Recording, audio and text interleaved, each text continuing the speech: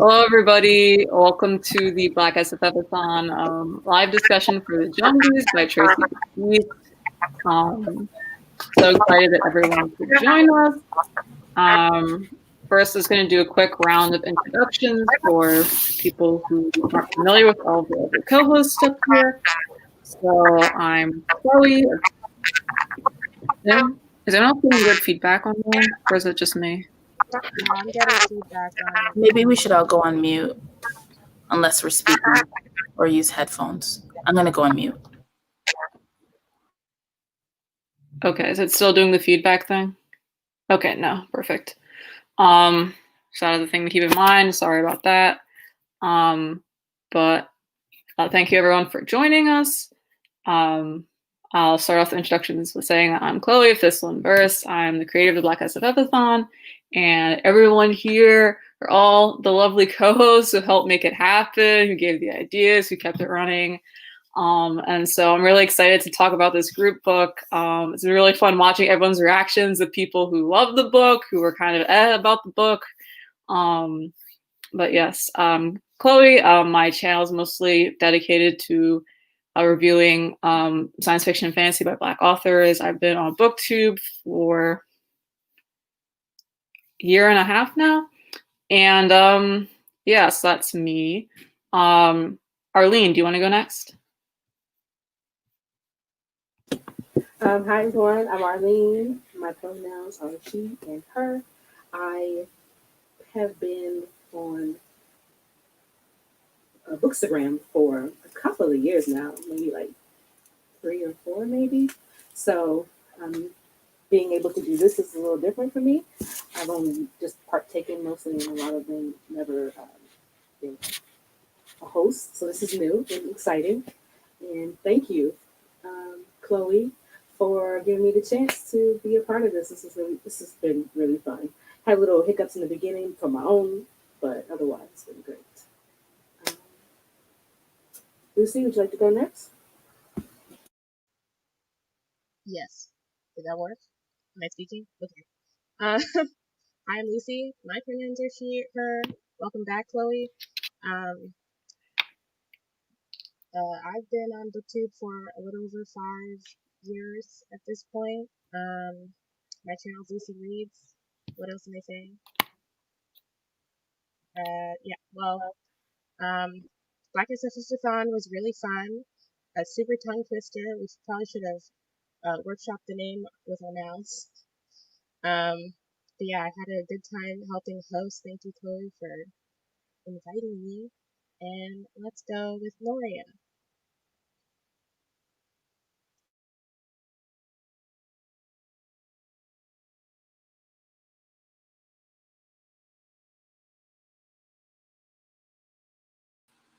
Give me a second. Can everybody hear me? Can everybody hear me? Okay. Hello, everybody. I'm Noria. I have a BookTube channel, Chronicles of Noria. I read mostly fantasy, some science fiction, the occasional contemporary, and but yeah, I have a very eclectic reading taste. Oh, and I also love reading literary fiction when I do get the chance to read it. So I think that's about it. We'll continue talking later. So, Jerry, do you want to go next? Hi everyone, my name is Njeri. I'm from Onyx Pages. I've been on BookTube for over 3 years, and I read Black science fiction and fantasy with a particular interest in Afrofuturism and African futurism. So really excited to be here and to talk about the Jumbies because I'm Trinidadian and I feel like there's like a super connection between that, and really pleased and honored that I was asked to be a host for this first round of this amazing readathon. So thank you, Chloe. Thanks everybody for giving the intros, and you may have seen us post on Twitter and Insta a bit about the EndSARS protests going on as really something we wanted to use our platform to uplift. Nori has been very involved with that, and so I wanted to give her the floor for a little bit to sort of debrief on what's going on and sort of ways that we can support in the coming months and forward. Thank you, Chloe. So for those that don't know, we've been protesting for the last couple of weeks here in Nigeria for against police brutality, right? And the representation of that is the Special Anti-Robbery Squad unit, which is called SARS, which is a subset of the Nigerian police force that was created in 1993, thereabout, basically to tackle armed robbery, because when it was established, there was an increase in armed robbery in the area, in the country. But ever since, they have graduated to killing, murdering, stealing, kidnapping people. You are driving your car, they say you have a pretty cool ride, it automatically say that you're a thief. And then they lead you over to your ATM, to an ATM machine, put a gun to your head, have you withdraw money and give them all the money in your bank account. So it's basically become a case of they were created to fight crime, and they are the ones that are now perpetuating that crime. And a lot of people are, confused as to why the system works that way. But you have to also understand that the policing force that is in existence in a lot of African countries is left over of colonialism and a symbol of white imperialism, because a lot of African countries did not change, how they policed their communities. They just basically took what it was that the British, French, Belgian colonial masters left behind, and I would even call them colonial masters, colonialists left behind, and just just took on that persona, and that is what has led to the use of force, intimidation, murder that the present police force does. So if you just consider the fact that things have not changed since 1960 as far as the police unit is concerned in Nigeria, then you would have an idea of why it is that we are currently protesting and insisting that there has to be a total reform. So EndSARS is just a representation of that, a call for what they are meant to serve. So that's about it.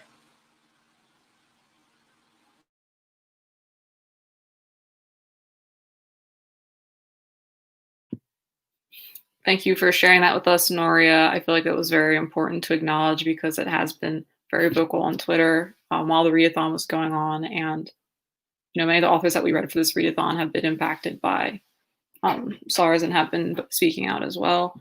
If you go in the link for the description box, I've linked Noria's full live, the Black Prose Club, where she goes kind of into more detail into, the situation on the ground and ways to plug in. And I've also linked I think it's called the card, where it sort of breaks down with like info and like ways to support and things like that. So yeah, thank you for that, Noria. Now to, I guess, really kick off the more discussion focused part of the live. The first question I kind of had about the Jumbies was, why do you think it's important to read middle grade as an adult?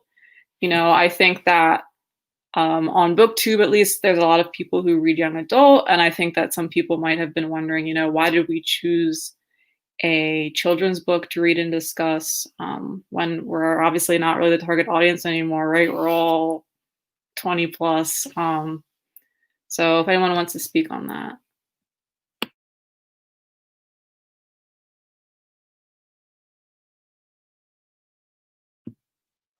Maybe I'll start then. I was just like, yeah, 20 was a good decade. Honestly,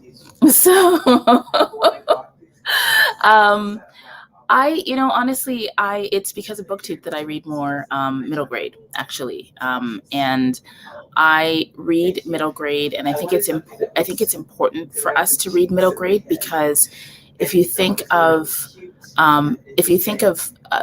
fiction as having the power to shape the imagination, I think the imagination is quite malleable in children and in young adults.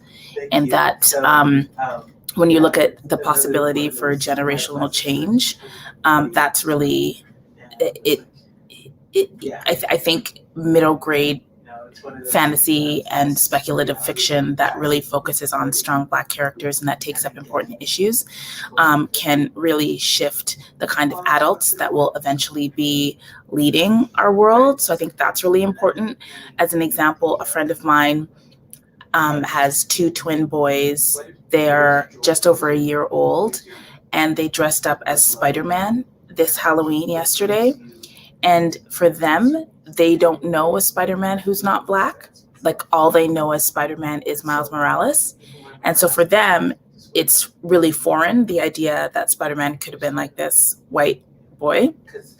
And so it has the power to change the baseline when young children are exposed to Black characters, African characters, and then also magical characters in a Black context, right, where whiteness is not central.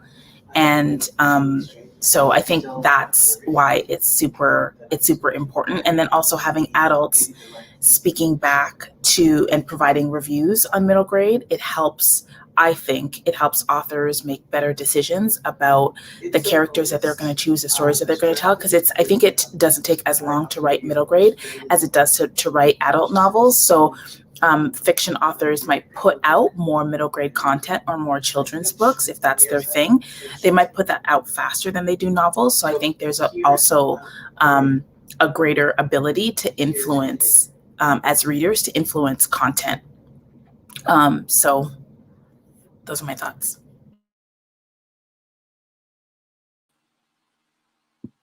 Arlene, do you have any thoughts? Yeah. Oh, okay. So my daughter is 8. Oh, I'm sorry, Noria. Did you want to talk? No, I can talk after you. Don't worry. You can go next. I'll go after you. So I have an 8-year-old daughter, so it's been a while since I was an 8-year-old child. So I need to I want to have that bit of a connection with her. I want to have something I can say that we can read together. Like I have a Goodreads list of books that I want to read with her, experience with her, to see these books from her side, like her point of view, especially books that center around young Black females or young Black males, period. Just someone who looks like her, who she'll see in class every day. And like you were saying to Jerry, just seeing that experience from their point of view, their my Siri keeps popping up. Just the adventures that they can go through and how they take it on and how they interpret the things that they see in books and themselves, and turning around and seeing it. I think representation really matters in books, and especially with middle grade novels. I think it's an untapped resource.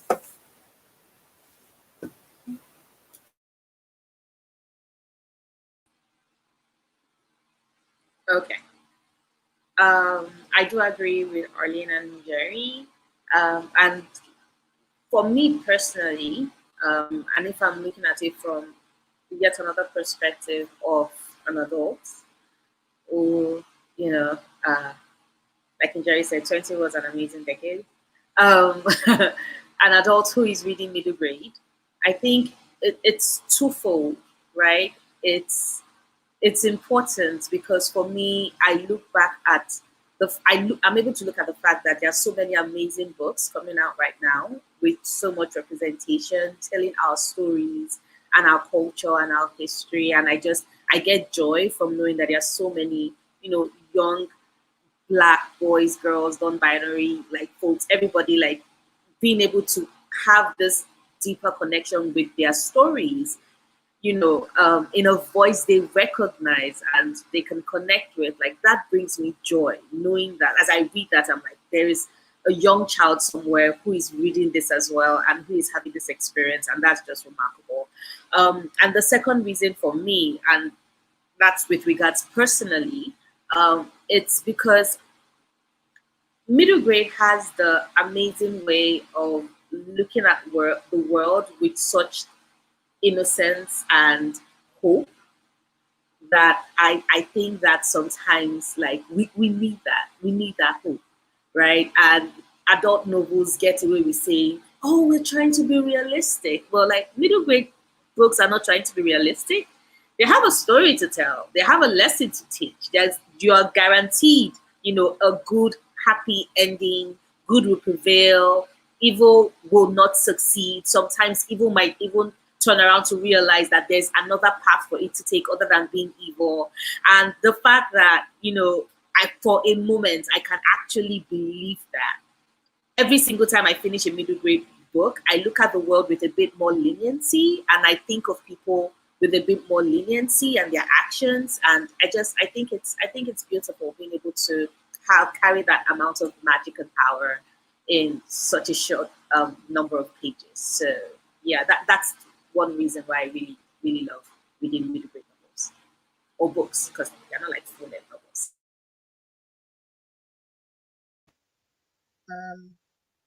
Okay. I basically agree with what everyone else said.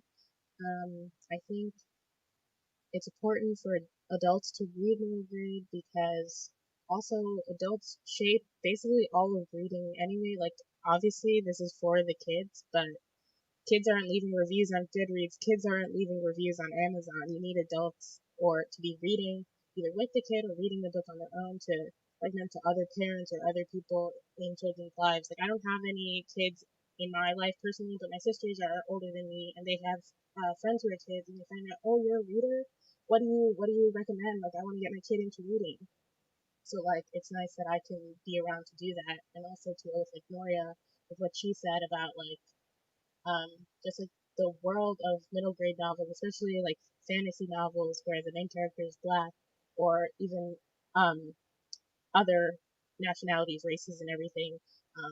For me, when I was younger, all my middle grade books, all the books I was reading in like fourth or fifth grade were about white kids, and yeah, I was having fun reading that. But imagine how much more fun I would have been having when the characters look like me, experience things in a more similar way to me, and so some of it is a little bit me pretending I'm still like 10 or 11 and enjoying and thinking about how like this is what I wanted when I was younger.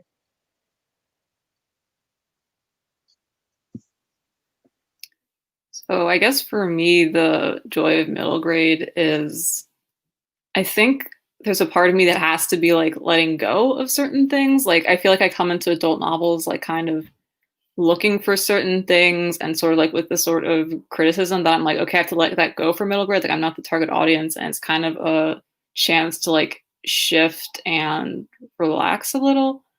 And also, like, even though I'm not the target audience, there are things that I feel like still speak to me. Like, I remember when I first graduated college, and that was like a huge jump in terms of being like, oh, like, I'm going to be working to support myself. Like, where am I going to live? How am I going to make all this work? And I sort of started going back to children's media, like media that I hadn't even watched like as a kid. I was just like looking for something comforting, and also like the themes around like self-discovery and sort of like dealing with like being dependent on someone like an adult or what have you, like those things still really spoke to me. um Not that I don't think that comes up in adult literature, but not quite as much in fantasy and science fiction. They're kind of roughing it out on their own. They're on the farm, they're in space, like they're just kind of making it work. Which is not in our world. So I think that was something that draws me to middle grade. And yeah, I didn't read a lot of middle grade with like black protagonists when I was a kid. And I think that's partially because like the internet, like I really didn't even know where to look. Like I was just kind of like grabbing stuff off the shelves. And also like I don't know if I was in a place where I was looking for it as a kid. I think my views of like what nourishes me has changed so much since then. And it's kind of interesting to think of like what I read like lets me know like certain things about myself, like when you like read the book that you didn't know that you needed until you read it. Yeah, so I think that's what's really drawn me to middle grade as an adult. Anyone have any final things to add on that before we move on to the next question? Cool. So the next discussion question I had was, I really liked Severin as an antagonist in this story. She kind of gave me, I don't know if anyone's seen or read Coraline, but she kind of gave me other mother vibes, and that her power comes from her family and this need to like make a fake family. And there were times where I found myself feeling bad for her and then being like, what does that say about me that I'm feel bad for this like terrible, horrible, no good, very bad person? So I'm curious what everyone thought of her as an antagonist because I thought she was really interesting.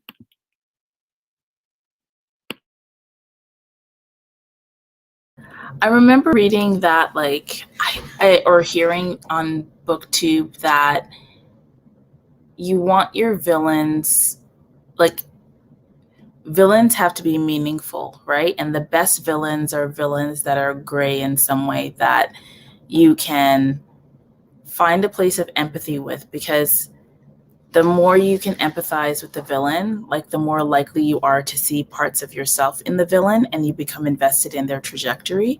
And I think that is like, that's a really powerful, like literary like instrument for writers, right? Because if you have a villain that you can't understand and that is just so horribly and so completely evil, then it just makes things less complicated.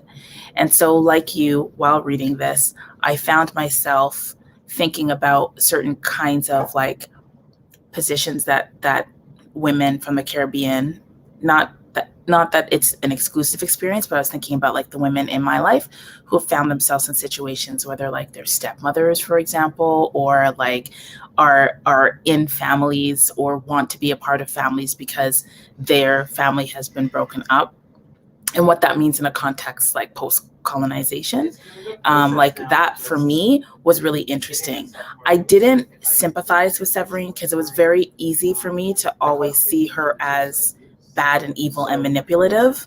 Even though I appreciated her motives, I really despised her. I have a really hard time with villains in middle grade who are mean and cruel to children.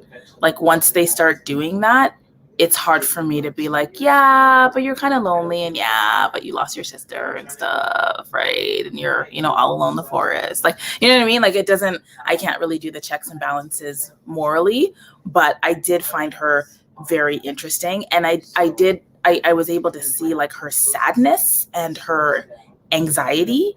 And I could appreciate that, but it didn't tip the scales for me.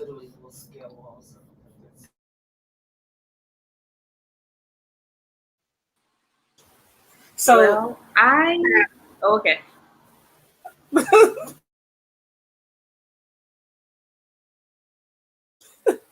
we do that all the time. You go ahead, really.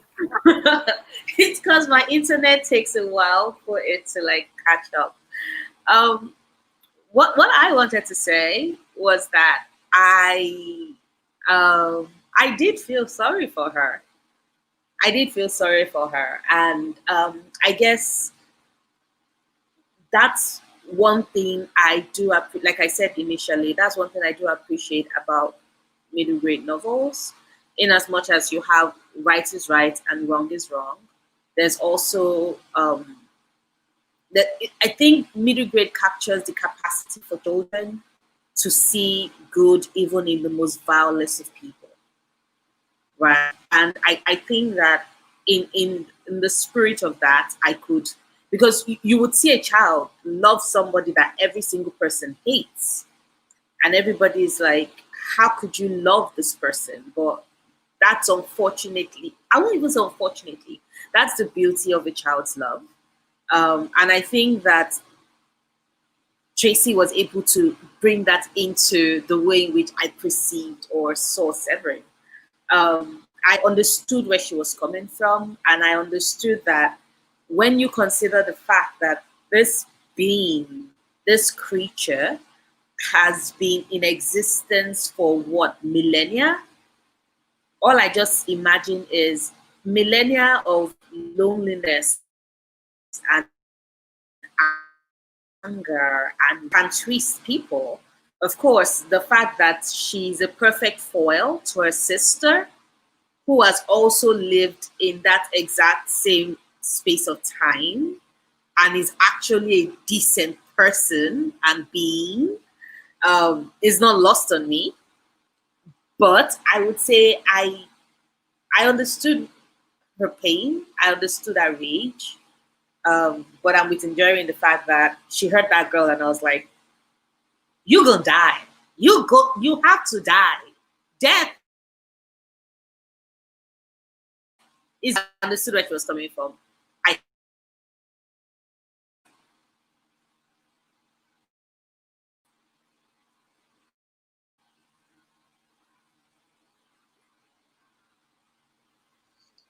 Did I say something? Oh. There was one part where I was kind of confused, I guess. Because Corinne's mom, it seemed kind of that was the part where I sort of understood Severine, because it seemed like her sister, Corinne's mom, like abandoned her, because at the beginning, we're allowed to spoil things, right? I'm gonna spoil it. At the beginning, we find Severin doesn't know where she went. She doesn't know why she left, or that Corinne is her niece.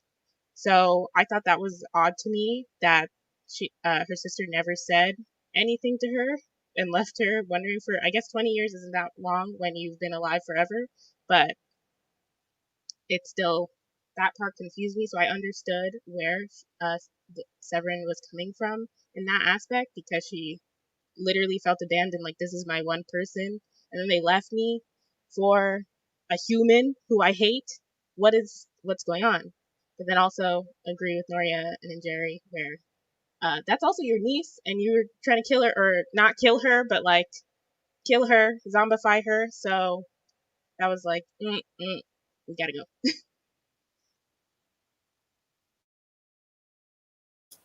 You all pretty much summed it up like the same way. Like, I understand being like an older sister, like, okay, my little sister goes away and she marries a human, and then she has like this whole life, and then she doesn't include me, she doesn't tell these people about us, she doesn't say anything about us. But I just, I guess the jealous side of Serene is, okay, well, I'm going to take this man and this child, and I'm going to make them my own now. Like, she wants to step into her sister's shoes to see how it feels, and then at the same time crush them because you took my sister away, and now I'm going to take your lives away or zombify you. But yeah, like, but at the same time, it's a little kid, and I can't have that. So it's just me.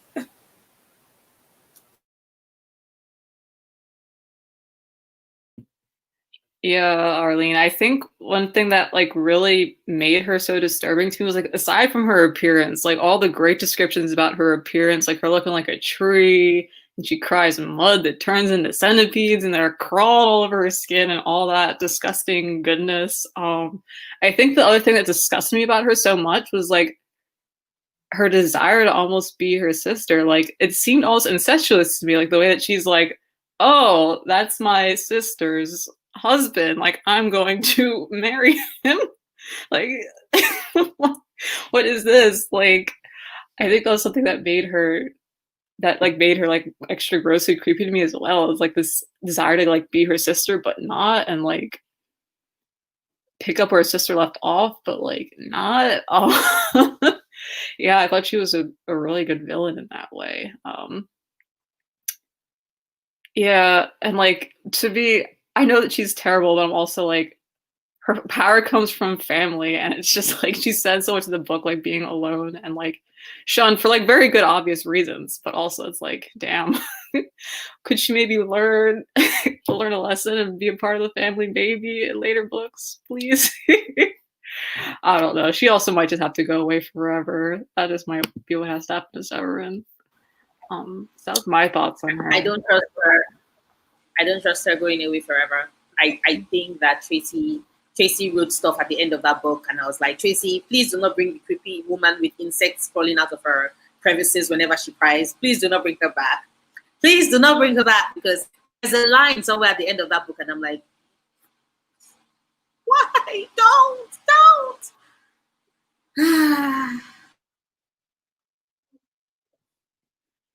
Yeah, I've read the second one. I haven't read the third one yet, but yeah, I'm thinking more long term than just the second book.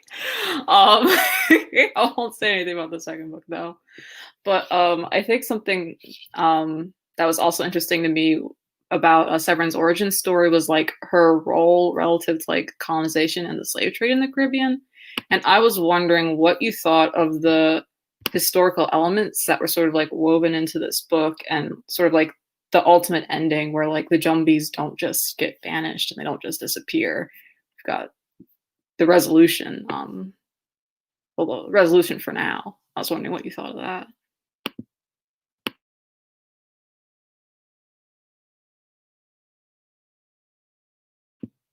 I pick Lucy.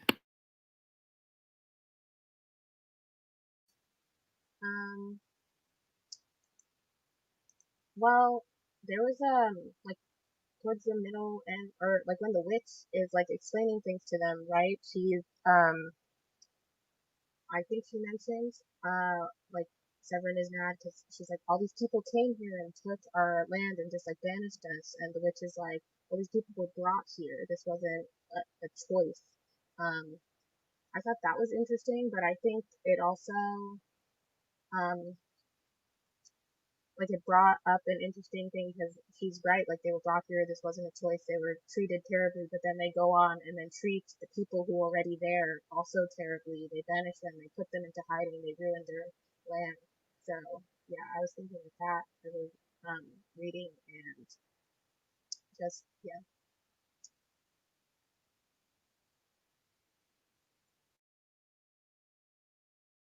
And Susan, Jerry. Thanks. I thought a lot about indigenous Caribbeans, so like indigenous communities on the Caribbean islands that were there before colonization and their current work around sovereignty and their voices amidst the conversations that are happening right now.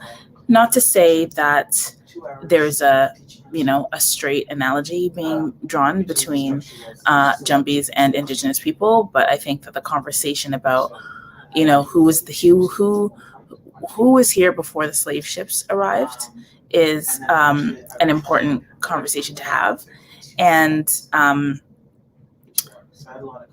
I appreciated that. I think I felt like that story was unfinished a little bit, and obviously it's only the first of a trilogy. I think it's a trilogy.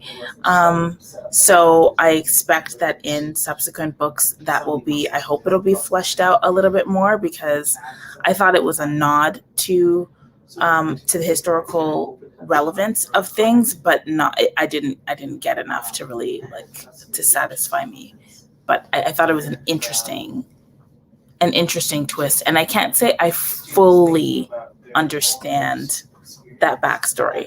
That I feel like there's more to be fleshed out in that part of the world building.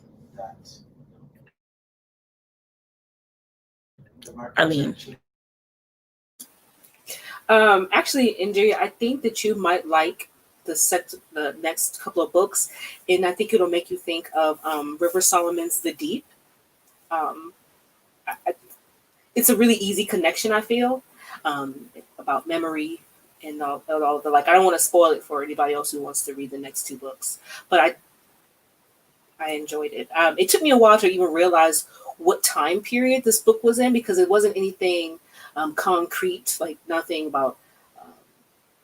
I mean, can be on an island, but they do have phones, they do have roads, they do have cars, depending on where you are. It's just that it took me a minute to realize where they were, and what time frame, I guess, and then about what you're saying about who was here before the slave ships, like who was here before the slaves, and the Jumbies having to be pushed to the outer limits of the island, being pushed to the forest, and the older woman, letting the kids know, like, hey, you weren't here first. Like, I'm sorry to let you know, but there's other people who inhabited this place before you, and you are intruding on their land. So they have let you live here, and with Serene's interference, they have wanted to take their land back in a way. So the whole indigenous of the Caribbean life. I thought that was really interesting. But I want to say, because where she has it in this book, you do need the other two books to read to get a more clearer picture, I want to say. I think so. I know that in subsequent books we get more Black Mermaid activity, which is what people have said to me, and maybe that's the distinction that you're drawing to the deep. But I think that there's this one moment where like something is going on underwater, and I just feel like that was a really magical moment. And whenever there's a story about the Caribbean in which there are beings like near humanoid beings underwater with like big googly eyes who like can influence things, I feel super excited. So I'm looking forward to that. And I hear you. That's one aspect of the story that is getting me pretty excited about the sequel. Noria? Okay, yeah, sorry, my internet went off. I think I agree with everything that Lucinda and Arlene said so far. And like beyond that as well, I also saw in the Jumbies a representation of how it is that colonialism has a way of twisting the traditional um, religion, the indigenous religion that was existing in those spaces before they came and started going, oh, you should be scared of all this. These people are evil. These things are this and all of that. So I guess as someone who lives in a country where the majority of the religion, like Nigeria, is practically 49% Christian, 49% Muslim, and both religions were brought in, and there's this whole, oh, your African traditional religion is evil, it's vile, these creatures are beings you should be scared of, etc., etc. I saw that juxtaposition with the Jumbies, especially when it was that the witch was telling her that, who told you that they're evil? Who told you that they are this? You have to question how they've been reviled, and turned into these great creatures of darkness when that is not who they are and who they are meant to be and who they used to be, So the questioning, the challenging of, the bastardization, I won't call it the bastardization, but more the this belief, like I said, that indigenous religions are evil. I liked seeing that thread in the book as well. So that's what I would add.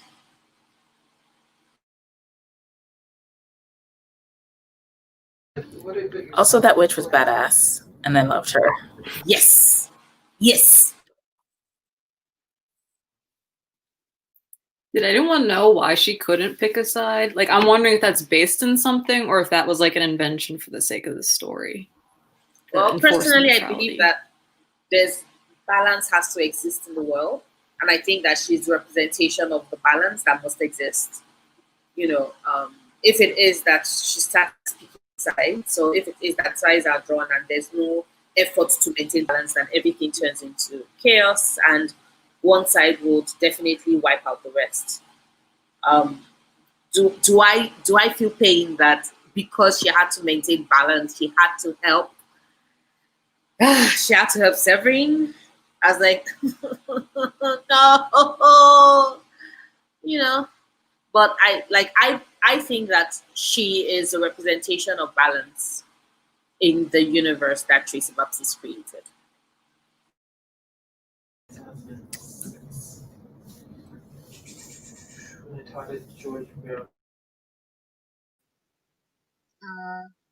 I agree. Like, I think the story needed someone to represent balance. It was a little not confused, but I guess I don't know. Like, I know why the witch had to be the one, but I also don't know. Like, what made her so special that she was like, I'm the one who has to maintain balance for everything. Like, who told her to do that? Why did I guess I just want. I guess maybe I wanted a little more golden, or just like a history of where she came from, who she came to be, because she's also half Jumbie. Who did this already happen? Maybe like everything that happened in the story. So that would have been nice to know. But yeah, I think it was just because it wouldn't be as fun of a story really if the witch was just like, yeah, okay, I'm very powerful. I'll just kill the witch, kill Severin for you, and everything will go back to normal. Bye.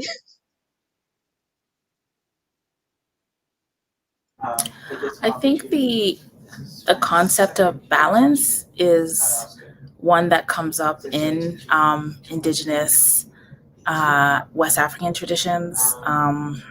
And so in Trinidad, there is a following of what I guess the root religion would be Ifa, which finds its origins in a number of places, but mostly Nigeria. And there is an Orisha that's responsible for balance. And like there are stories about this particular Orisha not being able to, like it being taboo for that like God to take a side. That the whole purpose of this particular entity is to like keep things balanced. And so what that does, I think, is complicate what we were talking about before, which is complicate the very good versus the very evil dichotomy. And what balance requires is for us to constantly be aware of where the scales are tipping and to make conscientious choices about things remaining like neutral or on path, right? So I think that that idea of being in balance and seeking balance is one that is deeply connected to probably numerous religions, but certainly indigenous West African traditions, and then in particular Ifa. And I recognize that when I was reading the story. And so, like, for those who aren't familiar with Ifa, like, there are, like, Oshun and Yamaya, and, like, there are Orishas or gods / goddesses that are associated with, like, the water, with the land, and so on. And so I did notice that there are characteristics from different characters that could be associated with those gods and goddesses while I was reading.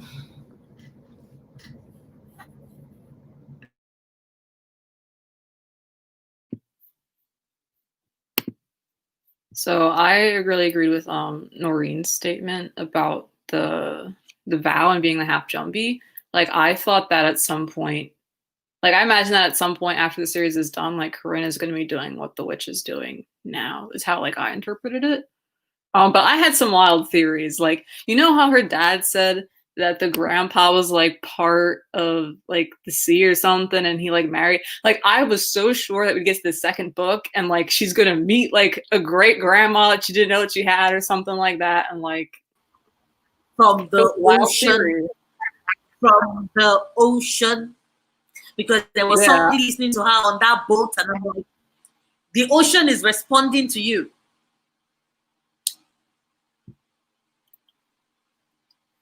I love ocean stories. So I have some wild theories. So like I don't really know how based that is in any reality that Baptiste has given us in the book, but that's kind of how I interpreted it too. And in terms of the Jumbies, I think I saw them as like nature spirits more than anything. Sort of like, I don't know if anyone's seen the movie Princess Mononoke. It's a Miyazaki film. The themes in that kind of reminded me of this, where it's like you have to be here and like you're making a way for yourself, but also the things that you're doing are harmful, and like also like you can't just get rid of nature, right? Like you can't just level a forest and have nothing happen. Like you're not just gonna like demolish a mountain and like live your life with like no consequences. Like those are huge actions that are gonna have like a huge fallout. And so that's sort of how I interpreted the Jumbies. Yeah, I don't know. Cause I'm kind of weird about equating like this like supernatural race with like a group of people who actually exist. And so I would hope if like that was a conversation that was going to happen, that there would actually be like, you know, indigenous human characters around to talk about it. Yeah. So I guess that's just like my thoughts on that. We have a little bit of time. I don't know if anyone had any burning questions they want to discuss. I could probably come up with another question real quick if no one has anything. What is her name? So Corinne's little friend who she has a falling out with. Drew. Sorry? Drew. Yeah. Can we talk about that? That's my question. Sure, let's do it. Feelings. You can lead. I'm excited to hear what you have to say. I really don't want to lead, actually. I just want to absorb the answers because I have lots of feelings and thoughts.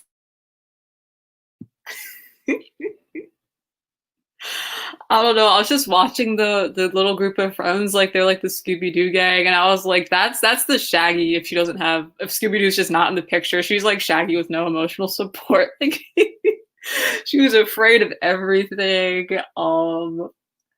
I was kind of disappointed in her with that whole fallout thing that happened because I felt like the things that she said were very hurtful considering what she knew, and that like Corinne had never really done anything to hurt anybody. She was just like had always been very kind to Drew. I felt like she had made a lot of efforts to be friendly with Drew and stick up for her, and like she was kind of reckless, but like that was it. Like she didn't really ever do anything to like put Drew in harm's way. So I wasn't very happy about the fallout. I felt like they worked things out. I felt like burning her hair off and fighting a Lagahu was enough penance for Drew. So I didn't have any hard feelings by the end of the book. Yeah, I agree. I guess it kind of fell in line with her character because she was so afraid of everything, and then she finds out something new that sounds scary to her, so her immediate reaction is like, I gotta go. So yeah, I kind of just went along with it. I kind of figured, well, towards the end of the book, I was almost like, am I reading middle grade? Like, is this not gonna resolve? Like, I know it's a series, so I kind of thought that it was gonna like get dragged out, and I was like, oh my god, is someone gonna die? I thought, I was like, wait, and I was like really worried for Drew, but it's just her hair, which I'd be really upset if I touched my head and ash came out, but yeah, so she did her penance, I guess, and she realized like where she went wrong. So I appreciated the lesson for that, like the actual middle grade readers.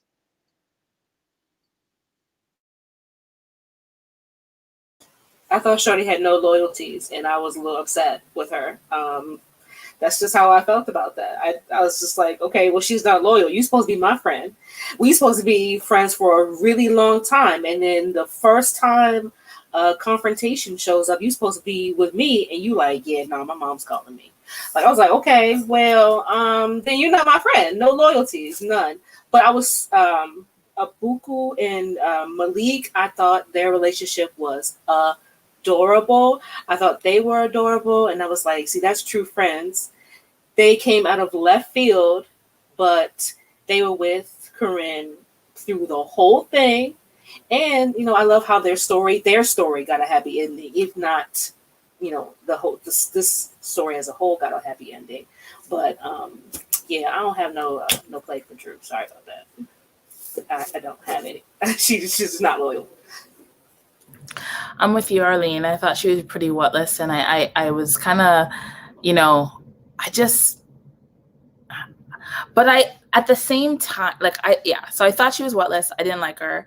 And there was a bit of redemption toward the end, but what I appreciated about her character was that she was a necessary character, I think, because I think the majority of the people in that community and the children in that community would have made similar decisions. Like, I don't know what kind of juju business or obeah business y'all involved in. Like, I'm gone, just leave me out of it. I need safety. I have pretty hair, and all of the shade and the hair and the beauty and the pretty and all of that, So I just, yeah, as you were saying, Amazon, at the bottom of that comment, I totally agree. Like, I'm still kind of looking at Drew with a little bit of cut eye. I'm just waiting for her to just run away again.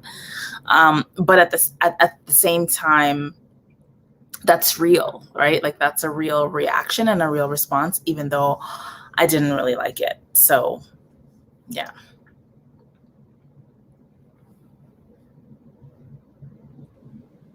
Did anybody also feel like she represents children's capacity to hurt others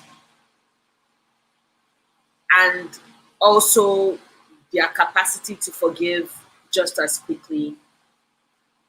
Because all I could think was that, yo, that was brutal.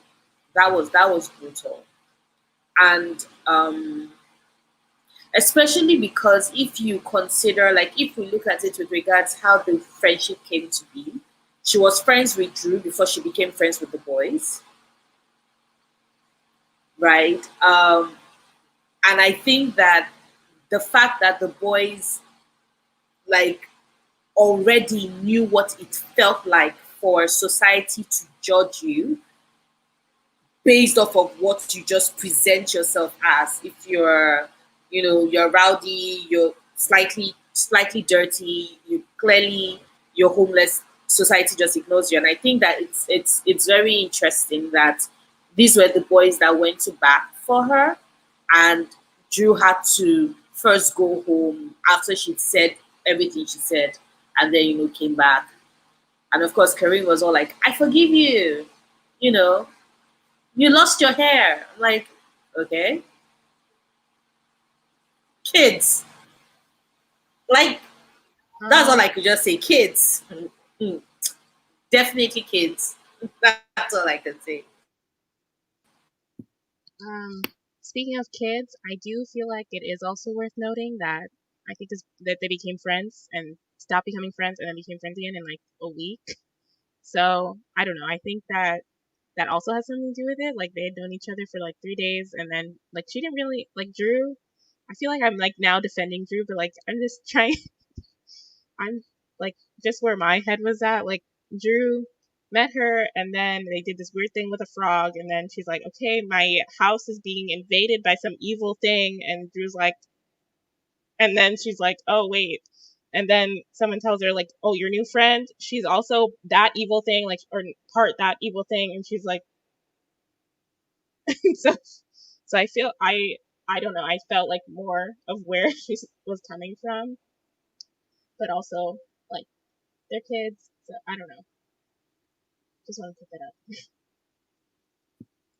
I mean, I felt like Corinne was very forgiving just in general. Like, if she could have gotten killed going into the forest if she was human, right? Like at the beginning when Buki and I'm blanking on the other kid's name, sent her in with like the necklace, like she could have conceivably gotten killed or severely injured. And she was just like, she dropped some scorpions on him. I'm like, I think we're good now. Like, let's call it even. So I think Corinne was just very forgiving character in general. Yeah, that's my take on it. Also, my own question had more to do with something the witch said, with regards how men have no control, with regards pushing away a creature like Severin, for example. And I was just wondering, because I initially, before she said it, because I always do this thing where I try to complete the sentence, and what I thought she was going to say was that, oh, children have this way of spotting it that adults, whether they be male, female, non-binary, like adults cannot, right? So when she just specified like men, I was like, okay, does this have anything to do with, attraction? Is it that a creature like Severin uses your attraction? Because there was no way in which we didn't really get a sense, right, that Corinne's father was attracted to her. I read it more as he was lonely. So what I thought was that, she used that loneliness as an avenue to get in. So having the witch say otherwise kind of threw me off. I'm like, okay, so what if you know, the man is gay? Would he still fall for the charms of a creature like Severin, or would Severin have to shed, because obviously that skin is not her, so would she have to take on the form of a man in order to, like, because I was like, Tracey, why? You did not even need to toss in this line. You had me and then you lost me, because I was like, So I don't know, was I the only one that like had that reaction? What did you all also think about that sentence being dropped in?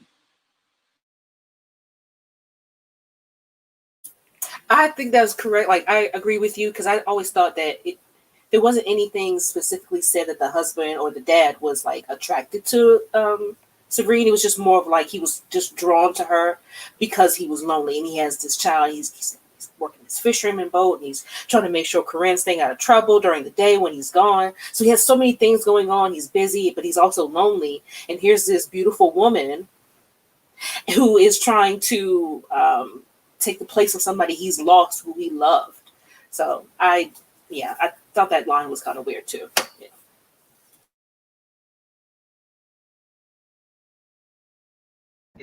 Agreed, and that was all really gross. Motivational speaker.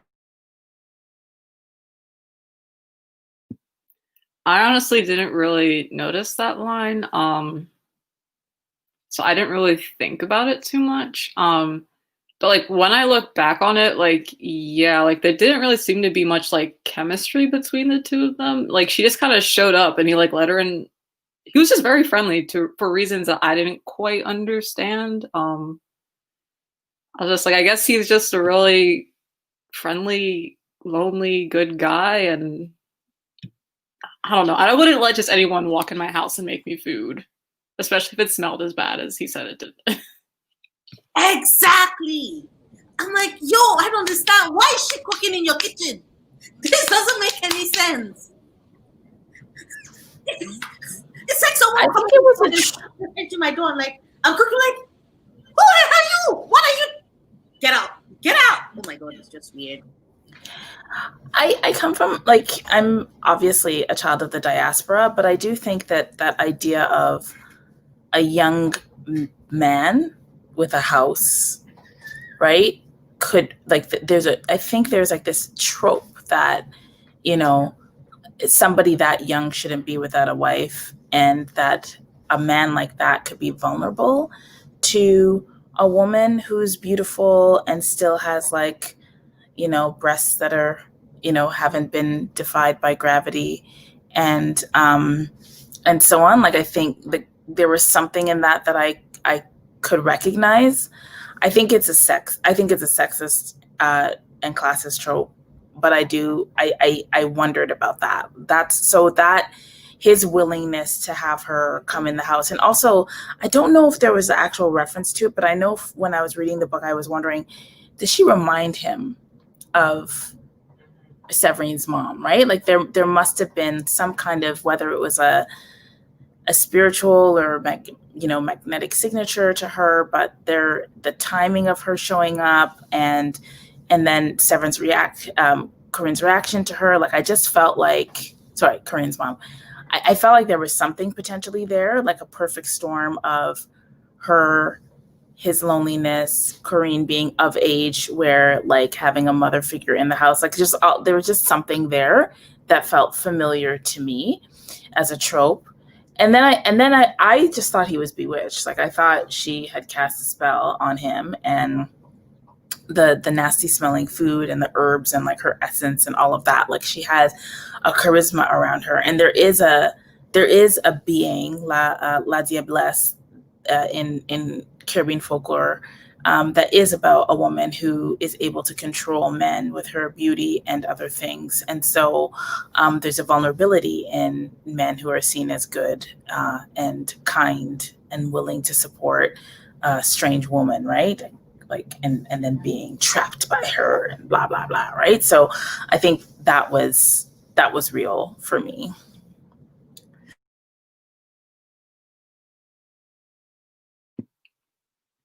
Okay. Thanks for everyone for sharing your thoughts. We are at the hour mark, so I did want to announce the giveaway winner. Drum roll. the giveaway winner was the Twitter user Nikisha Brown. I will message you sometime this week to get you details about how to get the giveaway package to you. Thank you for participating and showing us your TBR. Yeah, I don't really have anything else to say. I just want to, again, thank you everyone for joining me for this hour, for making this event happen, for spending your time with me, because I know everyone is very, very busy. And yeah, I don't know if anyone had any last minute things they wanted to hop in and say. Yes, we actually do. Before we leave, the co-hosts will like to say a few things. I will kick things off by stating officially, Chloe, readathons are avenues, right? They're avenues to build community. Now, a lot of people see the end result.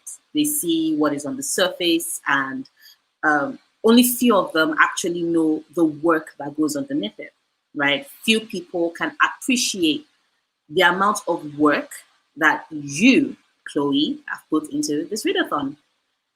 When you reached out to us and asked us if we could be co-hosts, we were all delighted, right? I mean, it was a chance to celebrate Black speculative fiction, right? During Black speculative fiction month. It's technically a dream come true. So how on earth would we say no to an opportunity like that? But at the same time, we were also humbled because this readathon, the Black SFF-athon, it's your idea. You birthed it, and then you invited us to be a part of it. And watching you coordinate, and follow up and stay on top of things and encourage contributions and consistently strive to make this readathon an amazing experience for everybody, whether they were the co-hosts or they were not. Like, you made it an amazing experience for us all, and it's been an inspiration. So from all of us, your co-hosts, we would like to say thank you. Thank you for having an amazing idea. Thank you for inviting us to be a part of it. Thank you for carrying it all the way through. Thank you for being here. We love you, Chloe. And on behalf of the co-hosts, we are gifting you with a $50 gift certificate to Sister Sci-Fi, because we know you be reading and we want you to read more so that you can get ahead of the reading for round 2 of the Black SFF-a-thon. So you will receive that from all of us. Hopefully my heart will be stronger for it, right? Oh my God, you guys, that's too sweet. Thank you so much. Yeah, thank you to everyone who participated and who showed out in the comments section. Yeah, it was just really nice because I really didn't know what the reception was going to be like. And it was just so nice to see like the first couple days of people like tuning in to watch the announcement and following on the social media. And thank you guys so much for the really kind words. Oh my God, you're just very sweet. And Nora is such a talented speaker. And yeah, thanks so much for everything, for making this such a great experience. I think I'm ready to sign off now. So if there's no other, no one else, anything else to say, I'm gonna end the podcast. Okay. Thank you so much. Talk to you in the DMs. Bye.